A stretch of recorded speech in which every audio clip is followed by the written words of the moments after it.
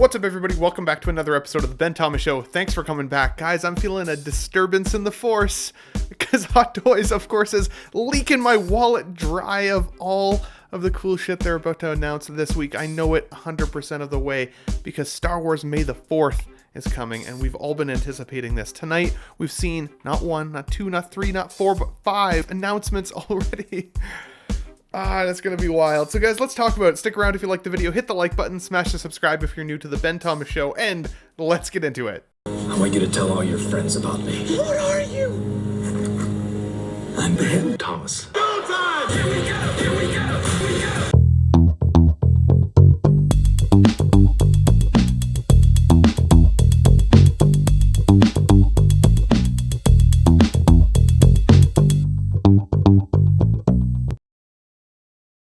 Alright everybody, welcome back. So let's start off here with the HONO Rebels Darth Vader. This thing we've been anticipating, right? We saw the tease photo a couple weeks back, and it came in the teaser with those troopers, of course, where they looked a little funny in the face, I'll be honest, but definitely iconic for the Rebels animation style. And I actually really liked the Rebels show. I liked it, I think, honestly, even more than Clone Wars, which may be sacrilegious to some, but I did enjoy the series quite a bit. And so when this Vader was teased, I was pretty excited. I've always really liked the slender mask, the profile of it there, the red eyes here, especially on the figure, do pop and look really, really good. In terms of the cape and what I'm seeing from the figure body itself, there's this one photo where his posture looks a little strange, so I'll say that the outfit looks a little baggy on him, but keep in mind this is bringing animation to life. I'm trying to think back if I ever thought Vader's outfit looked baggy. Like his body shape was definitely more slender than his, of course, live action counterparts, but it never seemed baggy, so that's a little strange. But at the same time, this does come, it says here in the description, with a wired cape, which I think is a win, and of course swappable hands to be able to hold the lightsaber. As of right now, this is an early take, so they haven't shown me what the prices are going to be. My speculation is probably in the 220 range. If it's less than 200, I'd be very happy. If it's more than 205, it starts to feel a little more expensive, maybe harder to justify for folks. I would like to see this paired up with 2 of those troopers though as well, and maybe an Ahsoka from Rebels teased. That would be pretty cool. Now, not to get ahead of myself, because we got 5 announcements just tonight, and we still got 2 days left until May the 4th, so gotta be careful what we wish for, of course. But this does look pretty good. I am excited to see this. Overall, I think the material choices look good, at least in the display. Because of the budget entry here, I would be worried that the pant material would have that kind of pleathery flake over time. If it's the newer synthetic material, I'd be surprised, but that would be a huge win for this figure as well. So this is definitely a gotta see how this hits the radar for sure kind of figure, but I'm happy that we're getting this one. But now I gotta look at Jar Binks, because for me, Jar Binks was a huge part of, honestly, childhood for me, surprisingly. I have always been an OT trilogy fan, 100% through and through. But I was about 10 years old when The Phantom Menace came out, and The Phantom Menace at the time was a pretty freaking awesome Star Wars movie to see on the big screen at that age. And of course, the toy lines that came from it were great. I had all of the carded figures, and one of my favorite figures on card was Jar Binks, as well as in the movie. And I understand the more serious Star Wars fan, you may feel like Jar Binks was a horrible choice, especially in terms of a comedic aspect of the film. It made Star Wars feel a little silly on one hand, and I do agree with that, but again, it's a factor of its time, and now it's actually still pretty nostalgic, and this figure does not disappoint. Swappable eyepieces, hilarious. Movable tongue, you can move it anywhere in the mouth or take it out if you want to. I love that they've given us the seamless arms. That's pretty cool. Would I be worried about breakage? Of course, but like, you know, once I find a good Jar pose, that's probably going to be kind of how he stays. Although he is so silly, so if you have like the prequel trilogy set up in your display, you could move him all around and have some fun with it, or you could kit bash him into, of course, his ambassador look, or I think it was ambassador anyways, I gotta look back, but anyways, I think it's a pretty great figure. I love the spotting on the skin. I think the paint applications are great. Look at the teeth and how they kind of like glow in his mouth. That's a little strange. They're so white, but they're like chiclets, and are, again, is definitely iconic for the costume. So I'm happy to see this, another Phantom Menace release as well, which is cool. You could at least pair him even with your Darth Maul, I guess, if you don't have any of those older school figures. I'd be curious, are we going to see 2.0s of a Qui-Gon Jinn? Are we going to see maybe a Queen Amidala at some point? A young Anakin Skywalker? The possibilities are honestly endless. But Jar Jar here, I'm happy with this. And depending on the price that he comes in at, I think this one's going to come to my display. For me, this represents Star Wars still in many ways, despite my absolute more love, of course, for OT Trilogy. I think my only criticism with the Jar Jar here is the sand base. It's the old style sand base once again, and I can't see the photo up close enough to see if it's still just got regular human footprints in the sand. He doesn't have a human-shaped foot. So, come on. If that's the case, that is freaking lazy and hilarious. But I'm going to hope for this guy at least in the 285 to maybe 295 range. With the swap outs, I would be surprised if we saw him around 305, but remains to be seen. That price has not been shown quite yet. We'll stay tuned in the comments here below. But now let's switch over to Poe Dameron. I think this one might be the biggest surprise of the night for me, because of course, Poe has been in the graveyard for like 5 years at least.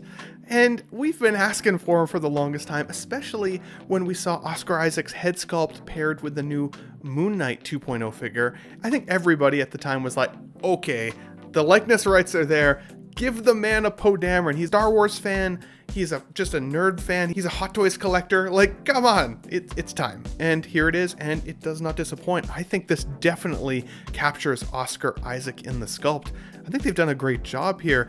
I'm a little surprised they're not giving us a rooted variant, but the hair is a little on the shorter side, so that's probably why, and it does not bother me.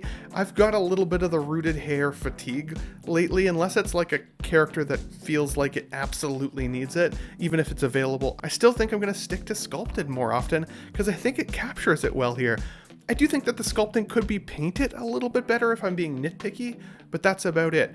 I think the only criticism that I have of having a Poe Dameron here is that he's pretty stripped down. He doesn't come with very much. The figure base is very, very plain and boring. It comes with a couple of hands, but not very many, let's be honest, and a very little pistol. So it's just the prestige of being able to get Poe Dameron that's not kit bashed or not customized. Officially Hot Toys in the display, I think is fantastic. In the flight suit, I think is a cool choice. I love that he's got the helmet option as well. I think that's fantastic and well painted as well. I like the emblem on there for the Rebel Alliance. I think all that is great. The tailoring even on the outfit looks pretty good to me because of course it's a jumpsuit, so it's allowed to be a little on the baggy side, and I feel like doesn't have any immersion break with regards to that 1/6 scale shrunken down character. So I think that's pretty good. There is a piece of the sculpt that at times in these photos I think looks a little wonky. The eye doesn't necessarily look lined up on some of the photos either. So of course with the dual rolling eye system, there's always that risk. I think this figure is going to come to freaking life in our displays. Now, price point guesses, it's again not posted up on Sideshow quite yet at the early time of this video. So with the stripped down amount of accessories here, but likeness rights with a character likeness like Oscar Isaac, pretty rising star, pretty awesome guy. I'm putting this in probably 295 to 305, somewhere in that range because of the likeness rights. I'm hoping to be wrong. A little bit lower would be awesome, especially because he's not coming with a ton here in the box. But this also opens up the gate of what other surprise figures do we feel like we could get? Maybe things that have come from the graveyard. Baze Malbus is one of them, thinking about the Rogue One movie film, and like other characters of course as well that I would just love to see. Several variants of Kenobi I'd still like to see, but then would we want to see more from the sequel trilogy? Would there be any characters you guys would want to see kind of come from there as well? Because Poe Dameron for me was one of the best characters and best parts of the sequel trilogy, and I don't know how many more 2.0s I'd feel like I would need for the rest of that set of films. I think the figures we got from back then, the 1.0s, are pretty good. I think if you missed them, you missed them, but there are, of course, a rising population of folks who, when even The Force Awakens came out now about, I think, 10 years ago, some of those people are now young adults and getting some money in the bank, so they may want to collect from what's nostalgic to them as well, so that's pretty cool. But at the end of the day, I am happy to see these three specifically. The Elite Squad Trooper does look pretty great, but once again, it's got that exclusive tag on it, and with all the exclusives we've been getting lately, man, that's getting to the point where that's somewhere between 6 and 9 exclusive that I can think of in the last month, which is pretty wild when you think about it, especially since they're mostly Star Wars, it feels like.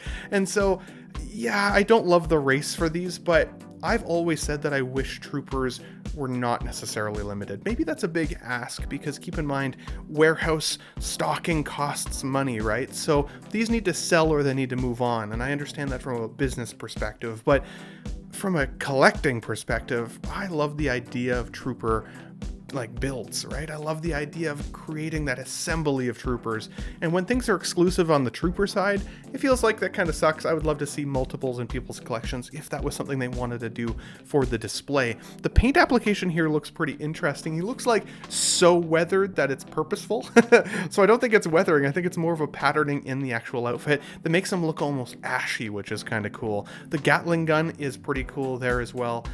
And honestly, again, pretty basic figure base. The pad that he's holding looks pretty cool, and I do think that this one actually comes with a decent selection of hands, which clearly actually hold the weapons as well, so that's appreciated. So this is cool, but I hate the fact that it's exclusive once again.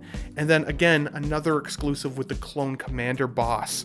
Now for me, this is actually a pretty standout figure because it looks beautiful. Like, the pop of orange is pretty freaking wild.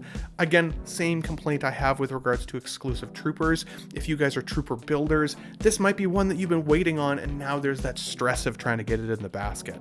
Now, I don't want to create FOMO with these videos as well, and I know that seems like a strange thing to say because I'm one of the first people to get these videos out to show you guys how excited I am. But I even recognize here that I only really probably need 2 of these 5 tonight, at the very least. Jar Jar, I definitely want in the collection, and I would like a Poe Dameron in the collection. For my Star Wars representation, I think he would be a representation of that final film for me, maybe him and a Kylo Ren in the display. But that's about it. I don't think I would want much more than these 2 tonight, despite the fact that all of these are pretty freaking sweet. So of these 5, what are you guys going to put in your basket? Is it all of them? Is it all 5?